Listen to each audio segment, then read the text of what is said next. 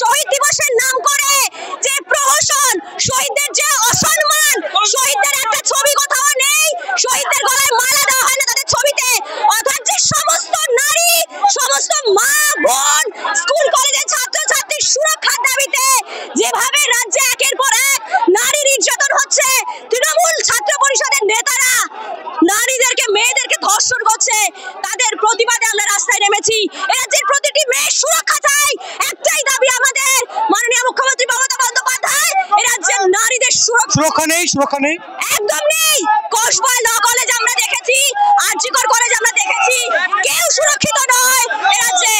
বারবার বলছি ওটা কোনো শহীদ দিবস না, ওটা ডিম ভাত দিবস উদযাপন, কারণ কোনো শহীদদের শ্রদ্ধা জানাতে মাংস ডিম ভাত খেয়ে যেতে হয় না, এটা হিন্দু কালচারের নিয়ম নীতি নয়। মমতা বন্দ্যোপাধ্যায়ের কার্যকর্তারা মাংস ডিম ভাত খেয়ে শহীদ দিবস উদযাপন করছে, আর আমরা রাস্তায় রোদকে মাথায় নিয়ে রাস্তায় মেয়েদের সুরক্ষার দাবি নিয়ে নেমেছি। দেখো, দার্জিলিং সুইজারল্যান্ড হয়নি, আর উত্তরবঙ্গের কোনো উন্নয়ন হয়নি।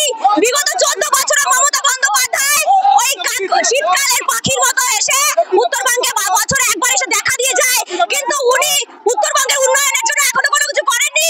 উত্তরবঙ্গের মানুষ এতটাই বঞ্চিত, এখান থেকে ফিরে গিয়ে উত্তরবঙ্গ মেডিকেল কলেজে গিয়ে দেখো সেখানকার কি পরিস্থিতি। উত্তরবঙ্গের মানুষ বলে দিচ্ছে আজকে 26শে মমতা বন্দ্যোপাধ্যায়ের বিদায় নিশ্চিত, আর 26শে ভারতীয় জনতা পার্টির সরকার করবে এই রাজ্যে। হাঁসখালি থেকে সন্দেশখালি, মাটিগাড়া, পার্কস্ট্রিট যেখানেই বলেন সব জায়গায় দেখছেন নারীরা কিভাবে অত্যাচারিত হচ্ছে। কোনো কলেজে কোনো ছাত্রীরাও সুরক্ষিত নাই, কর্মস্থলেও সুরক্ষিত নেই। পশ্চিমবঙ্গের বেহাল অবস্থা নারী সুরক্ষার দিক দিয়ে। উনি পালন করছেন ওনার ডিম ভাত, আমরা নারী সুরক্ষার জন্য আন্দোলন করছি, আমাদের কর্তব্য এটা। কেউ শহীদ দিবসে মাংস ভাত খেয়ে মানায় না। মহিলারা একদমই সুরক্ষিত না, যার জন্য আজকে আমাদের এই গুরুতর বড় আন্দোলন। আমাদের মহিলাদের থেকে আমরা আজকে যেমন করে হোক আমরা মহিলা এই সুরক্ষাটা আমরা করতে চাই, আর আমরা আজকে পুলিশ যত বাধা দিক আমরা ব্যারিকেড ভেঙে আজকে ভিতরে ঢুকে আজকে আমরাও দেখাবো যে মহিলারা কি করতে পারে। মহিলা মুখ্যমন্ত্রী নিজেই তো ঠিক না, তো সুরক্ষিত থাকবে কোথা থেকে?